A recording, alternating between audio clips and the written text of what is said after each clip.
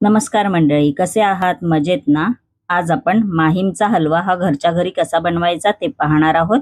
चला तर रेसिपीला सुरुवात करायची आहे. इकडे मी बाउलमध्ये कॉर्नफ्लॉवरचं पीठ घेतलेलं आहे.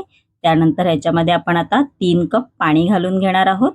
असं पाणी घालून घ्यायचं आहे कॉर्नफ्लॉवरच्या पिठामध्ये. मग स्पॅच्युलाच्या साहाय्याने आपल्याला हे मिश्रण मिक्स करून घ्यायचं आहे. गुठल्या नाही राहिल्या पाहिजेत मिश्रणामध्ये. असं मिश्रण झालं पाहिजे. आपण आता हे मिश्रण बाजूला ठेवून देणार आहोत. त्यानंतर कढईमध्ये मी साखर घेतलेली आहे 1 कप. ह्याच्यामध्ये पाणी घालून घ्यायचं आहे 1 कप. मी फुल व्हिडिओ माझ्या यूट्यूबच्या चॅनलवर अपलोड केलेली आहे, तिकडे तुम्ही जाऊन पाहू शकता.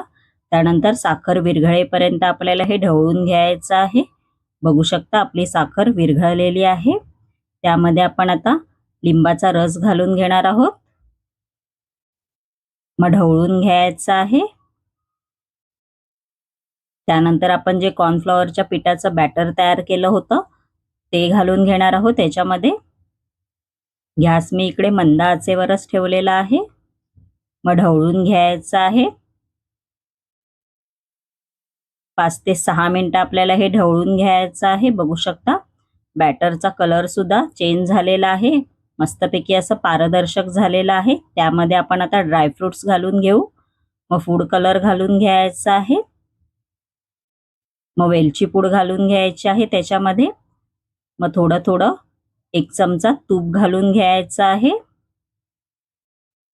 बघू शकता आपलं हलव्याचं बॅटर तयार झालेलं आहे.